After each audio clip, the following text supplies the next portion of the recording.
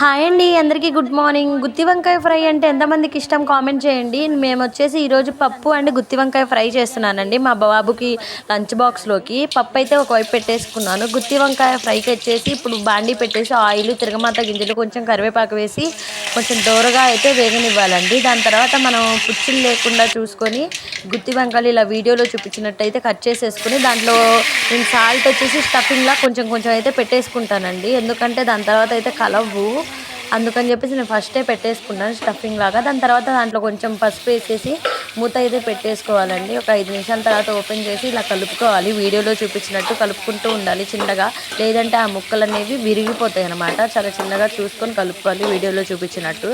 అంతలో ఒక సైడ్ మన పప్పు అయితే ఉడికిపోయిందండి, విజిల్స్ అయితే వచ్చేస్తున్నాయి. దాని తర్వాత తీసేసి రైస్ అయితే పెట్టుకున్నాను.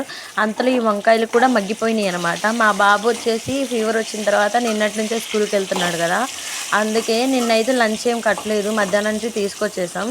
ఈరోజు వచ్చేసి లంచ్ అయితే కడుతున్నానండి. ఈరోజు వచ్చేసి గుత్తి వంకాయ ఫ్రై పప్పు చేస్తున్నాను కదా.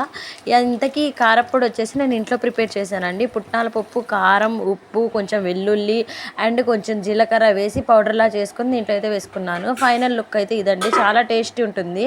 ఒకసారి ఎవరైనా తెలియని వాళ్ళు ఉంటే పొద్దున్నే సింపుల్గా అండ్ టేస్టీగా ఉంటుంది, ఒకసారి ట్రై చేయండి. టేస్ట్ అయితే చాలా అద్భుతంగా ఉంటుంది. నాకు చాలా ఇష్టం, మా వాళ్ళ ఇంట్లో అందరూ చాలా ఇష్టంగా తింటారు పప్పు గుత్తి వంకాయ ఫ్రై. ఇష్టంగా తిన్నప్పుడు మనం ఎంత కష్టమైన పడి చేయాలి అనిపిస్తుంది కదండి, అంతే నాకు కూడా. ఇప్పుడైతే మన రెసిపీస్ అయితే అయిపోయినాయి. పప్పు చేసేసాను, రైస్ అయిపోయింది, పప్పు పెట్టేసి రైస్ పెట్టేసి దాని తర్వాత ఫ్రై అయితే పెట్టాను, క్యారేజ్ అయితే కట్టానండి. అంతే మరి ఈ రోజుకి అండి. ప్లీజ్ సబ్స్క్రైబ్ చేసుకోండి, లైక్ చేయండి. బాయ్.